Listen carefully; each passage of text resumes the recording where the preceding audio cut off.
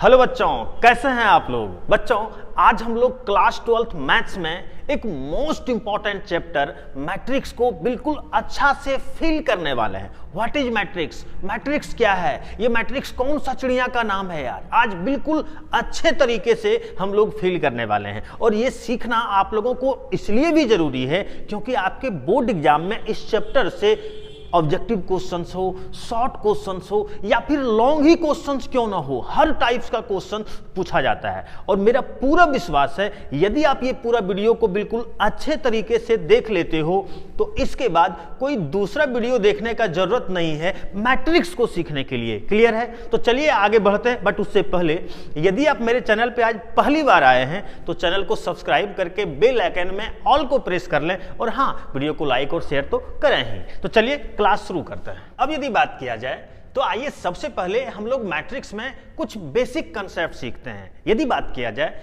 तो आप लोग जो है लीनियर इक्वेशन सुने होंगे, रैखिक समीकरण। यदि आप नहीं जानते हैं तो आप इसको इस तरह से समझ सकते हो, हमारे पास इस तरह का कितना भी वेरिएबल का समीकरण हो, बस एक चीज देखना है, वहां जो वेरिएबल दिख रहा है उसके ऊपर पावर आपका 1 होना चाहिए। जैसे आप देख लो, यहां पे कुछ भी पावर नहीं है तो एक तो है ही ना रे, यहां भी कुछ भी पावर नहीं है तो एक तो है ही ना, यहां भी कुछ भी पावर नहीं है तो एक तो पावर है ही। बात समझ रहे हो? तो आप समझ लेना, जब भी आपका इस तरह का कोई समीकरण दिखाई दे जिसके वेरिएबल के ऊपर पावर 1 हो तो आप समझ जाना वो रैखिक समीकरण है। बात समझ रहे हो? अब इस तरह का हमारे पास जितना भी रैखिक समीकरण है, आपको करना क्या है, वहां पर जो भी आपको वेरिएबल दिख रहा है, जो भी चर दिख रहा है, जैसे आप देख लो यहां वेरिएबल क्या है, x है, y है, z है। कोई जरूरी नहीं है कि 3 ही वेरिएबल होगा, ऐसा हो सकता है कि एक ही वेरिएबल हो, 2 वेरिएबल हो, 5 वेरिएबल हो, 1000 वेरिएबल हो, ये मैटर नहीं करता है। जितना भी वेरिएबल दिखाई देगा उसके गुणांक को, उसके कॉफिशिएंट को, ठेठी में आप समझ लो उसके साथ जो गुना में दिखेगा। जैसे आप देख लीजिए यहां पे x के साथ गुना में क्या दिख रहा है, 1, तो हम बोलेंगे x का गुणांक कितना है, 1। यहां पे y का गुणांक कितना दिख रहा है, 2। यहां पे z का गुणांक कितना दिख रहा है, 3। बात समझ रहे हो? तो जो भी आपको वेरिएबल दिखेगा उसके गुणांक को जिस भी क्रम में दिया हुआ है उसी क्रम में लिखना है। अब ये अच्छा से आप पहले फील करो। जैसे आप देख लीजिए, पहले 1 है तो पहले हम 1 लिख लिए, फिर 2 है तो फिर 2 लिखेंगे, फिर 3 है तो 3 लिखेंगे। अब ऐसा नहीं कि इसके ऑर्डर को आप उल्टा पुल्टा कर दो, तो यदि उल्टा पुल्टा कर दोगे तो गड़बड़ा जाएगा मामला। बात समझ में आ रहा है ना? आपको क्या करना है, जिस क्रम में दिया हुआ है उसी क्रम में लिखना है। बात समझ में आ रहा है ना? जैसे ऐसा नहीं कि पहले 2 लिख दो, 1 लिख दो, 3 लिख दो, ये आपका क्या हो जाएगा, गलत हो जाएगा। यानी हम ये बोलना चाह रहे हैं कि रैखिक समीकरण में जो भी वेरिएबल आपको दिख रहा है उस वेरिएबल का जो गुणांक रहेगा वो जिस भी क्रम में रहेगा आपको उसी क्रम में लिखना है। बात समझ में आ रहा है? जैसे आप देख लो, पहले क्या है 1, उसके बाद क्या है 2, उसके बाद क्या है 3, फिर क्या है जी 5, फिर क्या है 6, फिर क्या है 7, फिर क्या है 9, फिर क्या है 10, फिर क्या है 11। लिख लिए।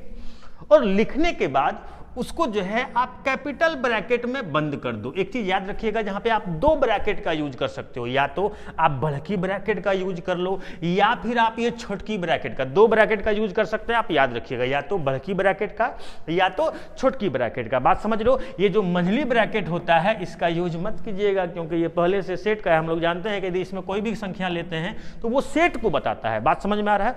तो आप यहाँ पे 2 ब्रैकेट का यूज कर सकते हैं, या तो बड़की का या तो छोटकी का। क्लियर है? तो जानते हैं ये जो आपको मिला, चाहे बड़की ब्रैकेट लगा लो या छोटकी ब्रैकेट मिला लो, ये जो आपका आयताकार क्षेत्र में ये क्रम से सजा हुआ संख्या है, इसी को हम लोग मैट्रिक्स कहते हैं। क्या कहते हैं रे? मैट्रिक्स कहते हैं। बात समझ में आ गया? लेकिन यदि बात किया जाए तो आप ये मत समझना कि ये मैट्रिक्स का शुद्ध डिफिनेशन है। नहीं, मैट्रिक्स का शुद्ध डिफिनेशन क्या होता है वो हम आपको आगे बताएंगे। बट यदि तुम्हारे लाइफ में मैट्रिक्स का कभी नाम भी आएगा तो सबसे पहले भैया 4 चीज तो आएगा ही, रॉ, कॉलम, ऑर्डर और एलिमेंट। यदि मैट्रिक्स का नाम भी आपके लाइफ में कभी आता है तो ये 4 चीज आएगा। तो सबसे पहले आपको बिल्कुल कंसंट्रेट होकर ये 4 कंसेप्ट को अच्छा से सीखना है, तभी आप मैट्रिक्स के डिफिनेशन को कि मैट्रिक्स क्या है अच्छा से फील कर सकते हो। बात समझ में आ रहा है? तो चलिए हम आगे बढ़ते हैं और सबसे पहले जो है इसको सीखते हैं। एक बात और बताएं, ये जो आपको हम अभी जस्ट बता रहे थे कि ये जो है आपको कैपिटल ब्रैकेट लगा दो या स्मॉल ब्रैकेट लगा दो, इसके अंदर में ये जो संख्या आपको दिख रहा है, आपके मन में जो भी आ सकता है, ये डाउट मत करना कि क्या आएगा और क्या नहीं आएगा। हर तरह का संख्या आएगा, रियल नंबर भी आएगा और इमेजिनरी नंबर भी, यानी काल्पनिक संख्या भी आएगा, जिसके बारे में हम लोग कल्पना करते हैं, इमेजिन करते हैं, वो सब संख्या भी आएगा। बात समझ में आ रहा है ना? तो कुछ भी और दूसरी बात ये कि सिर्फ नंबर ही नहीं आएगा, कोई फंक्शन भी आ सकता है। बात समझ में आ रहा है ना? कोई यहाँ पे जो है जैसे साइन थीटा ट्रिगोनोमेट्रिक फंक्शन आ जाएगा, एक्सपोनेंशियल, मतलब कुछ भी इस तरह का आपका आ सकता है, कोई एक्सप्रेशन भी आ सकता है। बात समझ में आ रहा है? तो चलिए अब हम आगे बढ़ते हैं और हम लोगों का मेन टारगेट है सबसे पहले रॉ के बारे में जानने का। एकदम कंसंट्रेट रहना और देखो चुटकी में एक एक कंसेप्ट को आपको हम सिखाते हुए चले जाएंगे। अब देखो रॉ क्या है, तो बस इतना याद रखना है, एक मैट्रिक्स में जितना भी आपको हॉरिजेंटल लाइन दिखाई देगा, है देखो ये हॉरिजेंटल लाइन, क्षैतिज रेखा, बात समझ में आ रहा है, उसी को हम क्या बोलेंगे? रॉ बोलेंगे। जैसे यदि आप ध्यान से देखो तो ये एक मैट्रिक्स है, तो इस मैट्रिक्स में देखो ये क्या हो गया आपका, एक क्षैतिज रेखा हो गया, फिर एक और क्षैतिज रेखा हो गया, एक और क्षैतिज रेखा हो गया।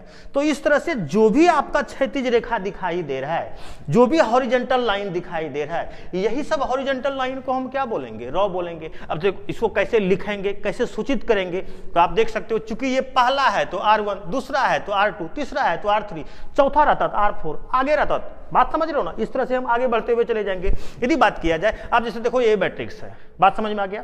तो यदि ये मैट्रिक्स है तो देखो इसमें एक हॉरिजेंटल लाइन हुआ, फिर एक और हॉरिजेंटल लाइन हुआ। इस तरह से एक मैट्रिक्स में जितना भी हॉरिजेंटल लाइन दिखाई देगा, वो सभी हॉरिजेंटल लाइन को हम लोग क्या बोलेंगे? रॉ बोलेंगे। और चूंकि ये पहला है तो R1, दूसरा है तो R2, बात समझ में आ गया? तो क्या रॉ आप लोग सीख गए? 100% सीख गए होंगे। और बस इतना ही याद रखना है कि एक मैट्रिक्स में जितना भी हॉरिजेंटल लाइन होता है, ये हॉरिजेंटल लाइन, बात समझ में आ रहा है, उसी को हम लोग क्या बोलते हैं? रॉ बोलते हैं। यदि आप लोग सीख गए तो आप लोगों को करना क्या है? कमेंट करके बताना है। आप जैसे देख लीजिए, मान लीजिए हमारे पास 2 4 6 1 2 3 4 5 6 7 8 9 1 1 1, ये मैट्रिक्स हम आपको दिए हैं। इस मैट्रिक्स में आपको ये बताना है कमेंट करके रॉ का संख्या कितना है। एक और मैट्रिक्स देते हैं, जैसे मान लीजिए ये है ना? अब आपको करना क्या है? इस मैट्रिक्स में आपको ये बताना है कि रॉ का संख्या कितना है। क्लियर है? चलिए अब हम लोग जो है आगे बढ़ते हैं, एकदम शांत रहिए और अब चलते हैं हम लोग कॉलम के ऊपर। किसके ऊपर? कॉलम के ऊपर। अब अभी जस्ट क्या बोल रहे थे कि जो भी ये हॉरिजेंटल लाइन रहेगा उसको रॉ बोलेंगे। तो भैया हॉरिजेंटल यानी क्षैतिज, उल्टा करो यार, ऊर्ध्वाधर यानी वर्टिकल। तो बस इतना याद रखना है यार कि एक मैट्रिक्स में जो भी वर्टिकल लाइन रहेगा, जो भी ऊर्ध्वाधर रेखा रहेगा, उसी को हम लोग क्या बोलेंगे? कॉलम।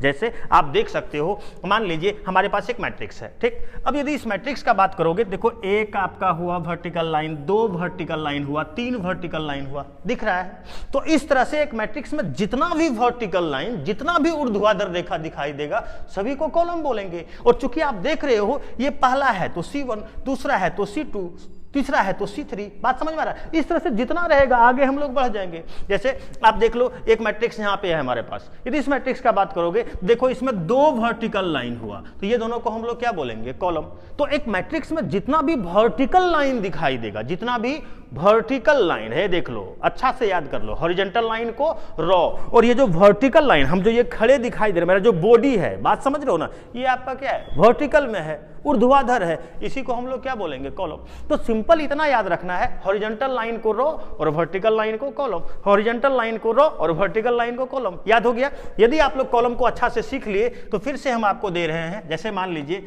आपको दिया 1 2 3 4 5 6 9 और 10, है ना? इसमें आपको जो है कॉलम का संख्या बताना है। मान लीजिए 5 और 6, इसमें भी आपको कॉलम का संख्या, आप कमेंट करके जरूर बताना, इससे क्या होगा? आपका कंसेप्ट क्लियर होगा। बात समझ में आ रहा है? तो यदि आप लोग कॉलम को अच्छा से सीख लिए हैं तो जरूर कमेंट करके बताइएगा कि इसमें कितना कॉलम का संख्या होगा और इसमें कितना कॉलम का संख्या होगा। क्लियर है? चलिए अब हम लोग आगे बढ़ते हैं। अब हम लोग जो है 2 कंसेप्ट सीख चुके हैं, क्या क्या? एक रॉ और दूसरा कॉलम। यानी रॉ किसको बोलते हैं? तो हॉरिजॉन्टल लाइन को रॉ, और कॉलम किसको बोलते हैं? तो वर्टिकल लाइन को कॉलम। क्लियर है? चलिए अब नेक्स्ट कॉन्सेप्ट आता है ऑर्डर। और यदि ऑर्डर का बात किया जाए तो देखो ऑर्डर को याद रखना बिल्कुल आसान है। अच्छा, इतना तो अभी तक मैं आपको समझ में आ गया होगा कि तुम्हारे लाइफ में कभी मैट्रिक्स का यदि नाम भी आएगा तो ये पॉसिबल ही नहीं है कि उसमें रॉ और कॉलम नहीं होगा। आप देखो ना, जैसे मान लीजिए हमारे पास एक मैट्रिक्स मान लो ये आ गया, तो इस मैट्रिक्स में जितना भी हॉरिजॉन्टल लाइन है वो सब क्या है, रॉ, और जितना भी वर्टिकल लाइन है वो सब क्या है, कॉलम। कम से कम यदि आप एक भी एलिमेंट लेते हो, जैसे मान लीजिए हम ले लिए 5 और एक मैट्रिक्स बना दिए, तो इसमें भी एक हॉरिजॉन्टल लाइन हो गया, तो ये आपका क्या हो गया, रॉ, और इसमें भी एक वर्टिकल मतलब वर्टिकल लाइन हो गया, तो इसको हम लोग क्या बोलेंगे, कॉलम। क्या कोई ऐसा मैट्रिक्स हो सकता है जिसमें रॉ और कॉलम होगा ही नहीं? नहीं। अरे यार, तुमको अपना कॉमन सेंस है। अब सोचिए, हम मैट्रिक्स को लिखने के लिए कम से कम एक एलिमेंट लेंगे। अरे यदि एलिमेंट ही नहीं लेंगे तो मैट्रिक्स ही नहीं होगा। बात समझ में आ रहा है ना? और जब मैट्रिक्स ही नहीं होगा तो रॉ और कॉलम कहां से होगा यार? तो मेरे बोलने का मतलब ये हुआ कि आप क्या देख रहे हो कि यदि मैट्रिक्स होगा तो कम से कम एक एलिमेंट तो जरूर होगा, और यदि एक एलिमेंट हो रहा है तो उसमें भी एक तो हॉरिजॉन्टल लाइन हो जाता है, एक तो वर्टिकल लाइन हो जाता है, यानी उसमें भी एक रॉ हो जाता है, एक कॉलम हो जाता है। तो इससे यह समझ में आ रहा है तुम्हारे लाइफ में यदि मैट्रिक्स का कभी नाम भी आएगा तो ये गारंटी है उसमें रॉ भी होगा और उसमें कॉलम भी होगा। क्लियर है? अब आइए हम लोग ऑर्डर को अच्छा से सीखते हैं। यदि बात किया जाए ऑर्डर का तो आप ध्यान देना और अच्छा से सीखना। आप देखो ये क्या बोल रहा है, कोई एक ऐसा मैट्रिक्स है जिसमें रॉ का संख्या m है। m क्या है? रॉ का संख्या। याद कर लो, m क्या है? रॉ का संख्या। बात समझ रहे हो? और कॉलम का संख्या n है, यानी हमारे पास कोई एक ऐसा मैट्रिक्स है जिसमें रॉ का संख्या m है, यानी हॉरिजॉन्टल लाइन जो है m ठो है, और कॉलम का संख्या n है, यानी ये वर्टिकल लाइन कितना ठो है? n ठो है। क्लियर है? तब कहता है ऑर्डर जो होता है ना वो m गुना n को बोलते हैं, यानी रॉ का संख्या और कॉलम का संख्या को जो गुना कर रहे हैं वही क्या कहला रहा है? ऑर्डर। लेकिन रुको रुको, गलत हो जाएगा, गुना नहीं बोलते हैं। ये जो दिख रहा है गुना, इसको पढ़ने का हमारे पास दो तरीका दिया हुआ है। क्या? आप ध्यान दीजिएगा और सीखिएगा। सबसे पहला m बाय n, ये जो m गुना n बोल रहे हो ना ना ना ना ना, ऐसे पढ़ना नहीं है, इसको m बाय n पढ़ना है। कैसे पढ़ना है? m by n। या एक तरीका और है, m एंड n भी बोल सकते हो। क्या बोल सकते हो? m and n। तो आपको जो भी अच्छा लगे, या तो आप m बाय n बोल लो या m एंड n बोल लो। क्लियर है? तो यदि बात किया जाए तो हमको क्या कंसेप्ट मिला, एक मैट्रिक्स में रॉ का संख्या m, कॉलम का संख्या n, तो ये m और n को जो गुना कर रहे हैं यही तो ऑर्डर कहला रहा है यार। लेकिन रुको, मेन कंसेप्ट अभी अब बताने वाले हैं। यदि बात किया जाए तो आप देख लो, m क्या है? रॉ का संख्या, n क्या है? कॉलम का संख्या, और दोनों फिक्स है, यानी इसको उल्टा पुल्टा हम लोग नहीं कर चेंज, मतलब उल्टा पुल्टा नहीं कर सकते हैं, चेंज नहीं कर सकते हैं। ऐसा नहीं कि पहले कॉलम का संख्या लिख दिए फिर रॉ का संख्या लिख देंगे, गलत हो जाएगा। बात समझ में आ रहा है ना? तो बस इतना याद रखना है यार, कभी भी लाइफ में यदि एक मैट्रिक्स का आपको ऑर्डर लिखना होगा तो बस इतना याद रखो, सबसे पहले जो है रॉ के संख्या को लिखेंगे। किसको लिखेंगे? रॉ के संख्या को। तो बस इसको अच्छा से याद कर लो। कभी भी यदि एक मैट्रिक्स का आपको ऑर्डर लिखना होगा तो सबसे पहले रॉ का संख्या लिखेंगे, उसके बाद कॉलम का संख्या। जैसे यदि आप एग्जांपल देखना चाहते हो तो ध्यान दीजिएगा और देखिएगा, सीखिएगा। जैसे मान लीजिए हमारे पास एक मैट्रिक्स है, यदि इस मैट्रिक्स को आप ध्यान से देख रहे हो तो आप देखो तो इसमें से जो है हॉरिजॉन्टल लाइन हमारे पास क्या ठो है? 3 ठो। तो रॉ का संख्या कितना हो गया? 3। देखो वर्टिकल लाइन क्या ठो है? 3 ठो। तो देखो कॉलम का संख्या भी कितना हो गया? 3। तो यदि इस मैट्रिक्स का ऑर्डर लिखना होगा तो सबसे पहले क्या? रॉ का संख्या। और देख लो रॉ का संख्या हमारे पास कितना है? 3। तो सबसे पहले देख लीजिए हम रॉ का संख्या लिख दिए 3। और उसके बाद क्या बाबू? कॉलम का संख्या। और कॉलम किसको बोलते हैं? वर्टिकल लाइन को। देखो वर्टिकल लाइन भी हमारे पास क्या ठो है? 1 2 3। तो देखो 3 लिख दिए हैं, 3 बाय 3, या 3 एंड 3 बोल सकते हो। दो तरीका भी पढ़ने के लिए बताया है। यदि बात किया जाए तो इतना कुछ करने का जरूरत नहीं है यार, सबको पता है हॉरिजॉन्टल लाइन को रॉ और वर्टिकल लाइन को कॉलम। तो आपको करना क्या है, बस कभी भी ऑर्डर लिखना होगा तो सबसे पहले रॉ के संख्या को लिखोगे तो फटाफट पहले हॉरिजॉन्टल लाइन गिन लेना यार, क्या ठो है पहले उसको लिख देना, और उसके बाद कॉलम का संख्या तो फटाफट आपको वर्टिकल लाइन गिन लेना है। जैसे आप देखो यदि इस मैट्रिक्स का हमको ऑर्डर लिखना होगा तो कैसे लिखेंगे? तो सबसे पहले रॉ का संख्या, और रॉ किसको बोलते हैं? हॉरिजॉन्टल लाइन को है। देखो ना 1 2 3, तो सबसे पहले 3 लिख लिए। उसके बाद कॉलम का संख्या, कॉलम किसको बोलते हैं? वर्टिकल लाइन को है। देखो 4, देख लो 3 बाय 4। इस मैट्रिक्स का ऑर्डर कितना होने वाला है? 3 बाय 4। यानी हम ये बोलना चाह रहे हैं, आइए फिर से देखते हैं। जैसे मान लीजिए हमारे पास कोई मैट्रिक्स दे दिया 1 2 3 5 6। क्लियर है? इस मैट्रिक्स का ऑर्डर लिखना है। तो जैसे ही ऑर्डर लिखना है ना, तो बस इतना याद रखना है, सबसे पहले रॉ का संख्या, सबसे पहले रॉ का संख्या। क्लियर है? और रॉ का संख्या लिखना है तो रॉ किसको बोलते हैं? हॉरिजॉन्टल लाइन को। तो आप देख लो 1 और 2, तो रॉ का संख्या 2, और उसके बाद कॉलम का संख्या, और कॉलम किसको बोलते हैं? वर्टिकल लाइन को। देख लो 1 2 3, तो 3। क्या है रे, गर्दा उड़ा देगा यार, उड़ेगा ना। चलो, यदि आप लोग अच्छा से सीख लिए तो आप लोग बताइएगा। मान लीजिए 2 4 6 8 1 2 3 4 है ना। इस मैट्रिक्स का आपको ऑर्डर लिखना है।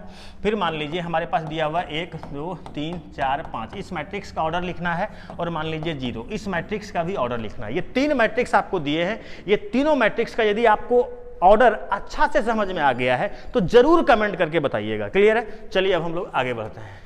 और नेक्स्ट, और ये है लास्ट कंसेप्ट, जो है एलिमेंट। अब देखते हैं एलिमेंट क्या है। तो सिंपल देखो, एलिमेंट क्या है, ध्यान देना और अच्छा से सीखना। आखिर एलिमेंट है क्या? तो कुछ नहीं है यार। आप जो एक मैट्रिक्स लिख रहे हो, जैसे मान लीजिए 2 4 6 8 है ना, तो भैया एक मैट्रिक्स में जो भी आपको संख्या दिखाई दे रहा है वही तो एलिमेंट्स हुआ यार, वही तो अवयव हुआ। तो एकदम अच्छा से दिमाग में सेट कर लो, एक मैट्रिक्स के अंदर में जो भी आपको संख्या दिखता है वही सब संख्या उसका क्या कहलाता है? अवयव कहलाता है, एलिमेंट्स कहलाता है। क्लियर है? अच्छा, एलिमेंट्स कैसे निकाला जाता है? तो देखो, ये कंसेप्ट जो है अच्छा से आप सीखिएगा, क्योंकि इसका आगे जरूरत आपको पड़ सकता है। क्लियर है? अब देखो, यदि आप ध्यान से देखोगे तो एलिमेंट्स निकालने के लिए सबसे पहले क्या किया? रो का संख्या और कॉलम का संख्या को गुना किया। रो का संख्या m था तो m ले लिया, और कॉलम का संख्या n था तो n ले लिया। लेकिन यहां तक तो ऑर्डर भी हम लोग बोलते हैं। एक्स्ट्रा क्या हुआ इसमें? तो एक्स्ट्रा यहां ये हुआ, देख लो m और n को गुना करके लिख दिया गया है। यानी रॉ का संख्या और कॉलम का संख्या को गुना करके लिख दिया गया। तो इससे एक खतरनाक कंसेप्ट हमको मिल रहा है कि रे, कभी भी यदि एक मैट्रिक्स का आपको एलिमेंट्स के बारे में पता करना हो तो कुछ खास करने का जरूरत नहीं है। रॉ का संख्या कॉलम का संख्या को गुना कर देंगे, रॉ का संख्या कॉलम का संख्या को गुना कर देंगे। यदि एक मैट्रिक्स का आपको एलिमेंट्स निकालना होगा तो रॉ का संख्या और कॉलम का संख्या को क्या करना है? गुना कर देना है। जैसे आप ध्यान दीजिए और हमको बताइएगा। आप देखिए, जैसे मान लीजिए हमारे पास ये मैट्रिक्स दिया हुआ है और इस मैट्रिक्स में आपको एलिमेंट्स निकालना है। तो कुछ नहीं करना है, आप रॉ का संख्या और कॉलम का संख्या को गुना कर दो। जैसे देख लो, इस मैट्रिक्स का ऑर्डर क्या है? 4/3, तो चरतिया कितना हो जाएगा? 12 एलिमेंट्स होगा। बात समझ रहे हो? आप देखो ना, गिन लेना, 1 2 3 4 5 6 7 8 9 10 11 12। अच्छा, अब बहुत सारा बच्चा ऐसा भी सोच रहा हो, सर जी हम तो इसको गिन एक बोल देंगे 12 एलिमेंट है। ना ना ना ना बाबू, ऐसा में क्वेश्चन नहीं पूछा जाएगा। जैसे मान लीजिए हम आपको पूछ दें कि a बराबर दिया हुआ है aij और ऑर्डर है मान लीजिए 3/4, और अब पूछे कि इसमें कितना एलिमेंट होगा, फंस जाओगे। अब यहाँ पे आपको 12 एलिमेंट दिख रहा है क्या? नहीं दिख रहा है। ऐसे आगे अभी हम आपको बताएंगे मैट्रिक्स को इस तरह से लिखा जाता है। बात समझ रहे हो? वो आगे बताएंगे हम आपको जो कंसेप्ट सिखाना चाह रहे हैं कि एक मैट्रिक्स में कितना एलिमेंट्स है, ये कैसे पता करोगे। तो ये पता करने का सबसे आसान कंसेप्ट है, रॉ का संख्या कॉलम का संख्या को गुना कर दो यार। जैसे देख लो 3 चौक कितना हो जाएगा? 12। यानी इस मैट्रिक्स में कितना एलिमेंट होने वाला है? 12 एलिमेंट होने वाला है। क्लियर है? एक बात और, मैट्रिक्स के एलिमेंट को जो लिखा जाता है किस तरह से, यदि एक मैट्रिक्स में रॉ का संख्या i हो और कॉलम का संख्या j हो, तो उस मैट्रिक्स को ये उस मैट्रिक्स के एलिमेंट्स को देखो ये 4 तरीके से लिखा जाता है। बात समझ में आ रहा है? देख लो, aij इस तरह से भी लिख सकते हो, इस तरह से भी लिख सकते हो, इस तरह से भी लिख सकते हो। लेकिन अक्सर जो हम यूज करते हैं या जनरली जो हर जगह यूज होता है वो ये चौथा नंबर का ही यूज होगा। अच्छा, एक चीज और देखो, सब जगह एक चीज कॉमन दिखेगा। सबसे पहले i फिर j, i फिर j, i फिर j, i फिर j, और i क्या है? रॉ का संख्या, j क्या है? कॉलम का संख्या। तो इससे एक बात समझ में आ रहा है, देखो ना, ये a i j किसी को भी देखो सब में आपको इसी तरीके से दिखाई देगा। तो ये i क्या है? i है रॉ का संख्या, j क्या है? कॉलम का संख्या। यानी हम ये देख रहे हैं कि यदि एलिमेंट को भी हम डिनोट कर रहे हैं, एलिमेंट को भी यदि हम लिख रहे हैं, तो सबसे पहले रॉ को ही लिखा जा रहा है, फिर कॉलम को। तो सिंपल याद रख लो यार, ऑर्डर लिखना हो या एलिमेंट लिखना हो, सबसे पहले हम किसको लिखते हैं? रॉ के संख्या को लिखते हैं। आपको ऑर्डर लिखना हो या एलिमेंट्स लिखना हो, सबसे पहले हम लोग किसको लिखते हैं? रॉ का संख्या को लिखते हैं। क्लियर है? चलिए, तो यदि आप लोग एलिमेंट्स निकालने के लिए सीख गए तो चलिए तो बताइए। तो ऐसे मान लीजिए a बराबर दिया हुआ है aij और ऑर्डर दिया हुआ है 1/3। तो आप लोगों को बताना है इस मैट्रिक्स में कितना एलिमेंट्स होगा। कमेंट करके जरूर बताइएगा यदि आप सीख गए हैं तो। जैसे मान लीजिए a बराबर आपको दे दिया aij और ऑर्डर दे दिया आपका 5/3। जैसे मान लीजिए a बराबर आपको दे दिया aij और ऑर्डर आपका दे दिया 2/5। आप लोगों को यदि आप लोग जो है सीख गए कंसेप्ट को, तो आपसे ये रिक्वेस्ट रहा, जरूर जो है कमेंट करके बताइएगा इसमें कितना एलिमेंट होगा, इसमें कितना एलिमेंट होगा, इसमें, तब हमको तब तो पता चलेगा यार कि हाँ वास्तव में आप सीख गए हैं। बात समझ में आ रहा है? चलिए आगे बढ़ते हैं। और अब यदि बात किया जाए तो बबुआ अब आता है मेन कंसेप्ट, और वो कंसेप्ट ये है मैट्रिक्स क्या है। तो पूरा कंसेप्ट तो हम लोग सीख चुके हैं, वही है जो यहाँ पे हम लोग सीखे हैं वही लिखे हुए। Matrix is a rectangular array of real and complex numbers in rows and columns. यानी मैट्रिक्स क्या है भैया? तो एक आयताकार क्षेत्र में क्रम से सजा हुआ संख्या है। अच्छा कौन संख्या है? तभी जस्ट बता रहे थे, ब्रह्मांड का कोई भी संख्या यहाँ पे हो सकता है, और जो इस ब्रह्मांड में नहीं भी है वो भी हो सकता है यार। क्यों? क्योंकि इसमें इमेजिनरी भी तो है, यानी वो संख्या भी है जिसके बारे में हम लोग कल्पना करते हैं, सोचते हैं, इमेजिन करते हैं। तो इसके अंदर में क्या होगा ये सोचने का जरूरत नहीं है, सब कुछ होगा। क्लियर है?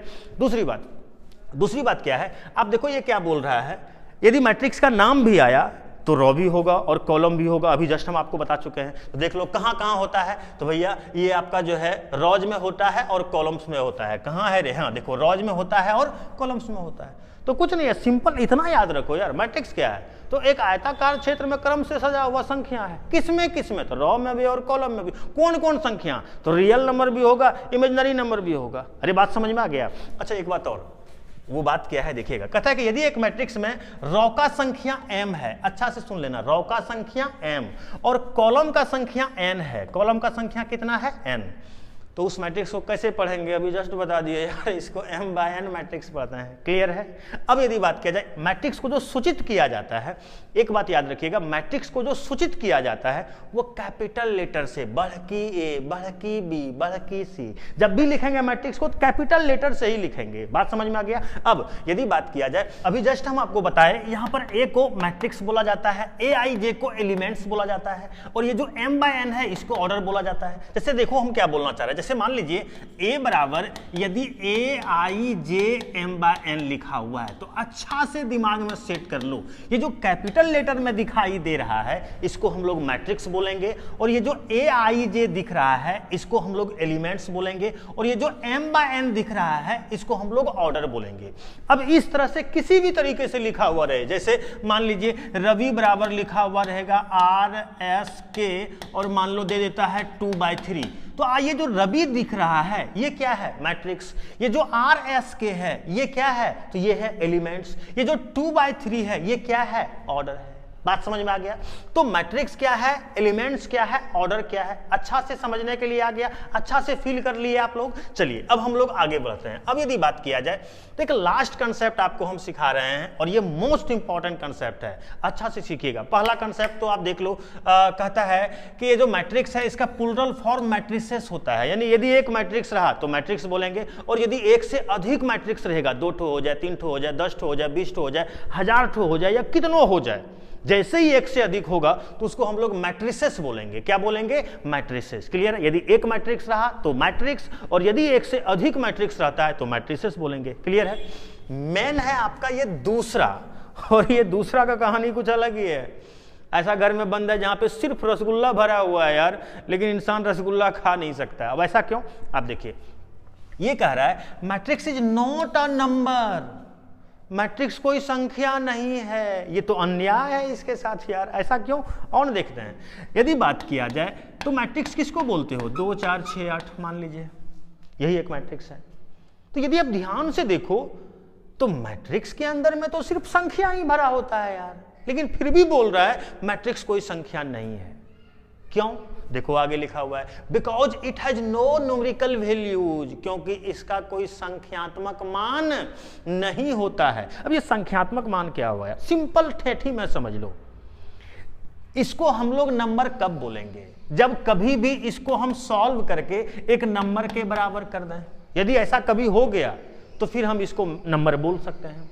लेकिन सच्चाई ये है कि मैट्रिक्स के अंदर में जोड़ घटाव गुना भाग आप जो भी करो सब कुछ चलेगा। हमारे पास ऐसा कोई रूल ही नहीं है जिससे कि इसको सॉल्व करके इस मैट्रिक्स का हम कुछ मान निकाल लें। जैसे यदि ये डिटर्मिनेंट होता, जैसे मान लो 2 4 6 8, आगे का चैप्टर आपका डिटर्मिनेंट है वो बताएंगे, तब ये सब आपको समझ में आएगा। तो इसको सॉल्व करने का रूल है 8 दूना 16, अब -6 चौका 24, आप देख लो -8, आप देख लीजिए। ये एक संख्या, ये रूल हम आगे आपको बताएंगे तो पता चलेगा, ये आप लोग नहीं जानते होंगे, और यदि डिटर्मिनेंट पढ़े हैं तो जानते हैं तो बड़ा अच्छा बात है। तो देख लो ये डिटर्मिनेंट जो है एक संख्या के बराबर हो रहा है, क्यों? क्योंकि इसको सॉल्व करने का हमारे पास रूल है, तो इसको हम लोग एक संख्या बोल सकते हैं। लेकिन यदि बात करें मैट्रिक्स का, तो आपको जोड़ घटाव गुणा भाग जो भी करना है सब आप इसके अंदर ही करोगे, कभी भी इसको सॉल्व करके कुछ ऐसा मान नहीं अरे मान तो तब निकलेगा जब हमारे पास सॉल्व करने का कोई रूल होगा, कोई रूल ही नहीं है, तो कभी भी ये एक संख्या के बराबर नहीं होगा। और यदि ये संख्या के बराबर हो ही नहीं रहा है तो क्या इसको संख्या बोल सकते हैं? बिल्कुल नहीं, संख्या नहीं बोल सकते हैं। तो याद रखिएगा, बस आपको ये कंसेप्ट याद रखना है कि मैट्रिक्स कोई संख्या नहीं है। क्यों नहीं है भैया? क्योंकि इसका कोई संख्यात्मक मान नहीं होता है। कोई यदि ये पूछ दे कि क्यों नहीं होता है तो बोल देना इसको हल करने का, इसको सॉल्व करने का हमारे पास कोई रूल नहीं है यार। क्लियर है? तो आज का वीडियो आप लोगों को कैसा लगा आप लोग जरूर कमेंट करके बताइएगा, और हाँ, वीडियो को लाइक और शेयर जरूर कीजिए ताकि वो सभी स्टूडेंट्स को भी हेल्प मिल सके जो हमको नहीं जान रहा है यार। आप लोगों का मेन टारगेट होना चाहिए वीडियो को अधिक से अधिक शेयर करने का। क्लियर है? मिलते हैं नेक्स्ट वीडियो में, बाय बाय।